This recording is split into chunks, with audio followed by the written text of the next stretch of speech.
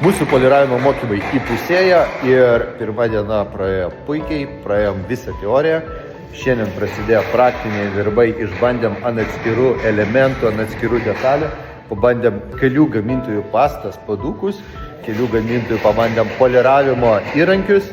Pradedam gaivinti, kad nebūtų ironiška, kapų tvarkymas, prikilinėjom darbinį arkliuką. Mokymų pabaigoje išvažiuos pilnai padengtas keramika ir bus grąžintas atgal į darbą.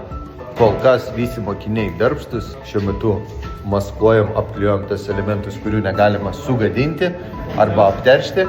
Nėra ribų pradžios pabaigos, nuo kada mokytis.